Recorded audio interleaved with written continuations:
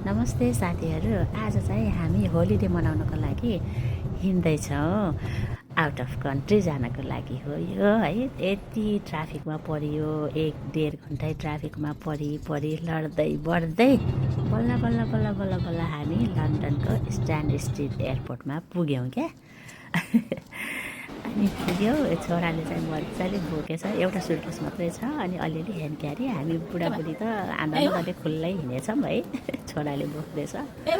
अनि त्यहाँबाट अनि सबै कामहरू भयो। सुटकेस पनि भित्र पठाएपछि अनि अब ल कति बजे छ त हाम्रो टाइम भन्दा त त्यहाँ पनि हाफ एन आवर डिले हुँदा त 2 घन्टा डिले भयो। हेर्नु न है, आमा यस्तो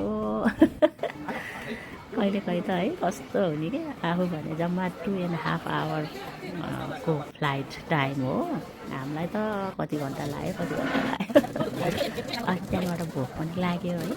त्यसलाई बर्गर किङ खायौँ भनेर छोराछोरीले अनि बर्गर किङ टनमा खान लागेछ। म पनि सबैजना 4जनाले अनि ड्रिङ्क पनि चिसो खाने भनेर कोक जुस पानी गरेर खायौँ है।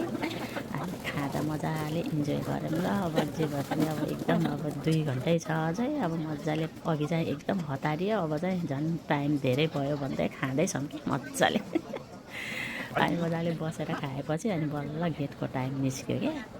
अनि निस्केपछि चाहिँ हामी गयौँ गेटतिर। त्यहाँ पनि त्यस्तै ढिलो गऱ्यो, एकदम ढिलो गऱ्यो। अनि बल्ल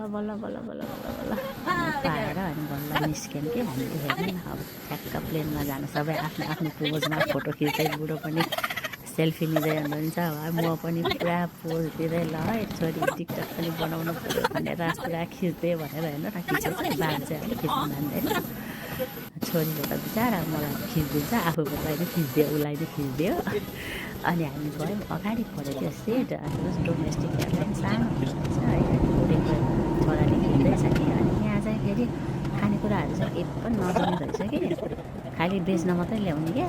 अनि फेरि बाबाले चाहिँ चिप्स र चक्लेट किनेर खाँदैछ। अनि त्यसपछि हामी चाहिँ एयरपोर्टमा पुग्यौँ अब है।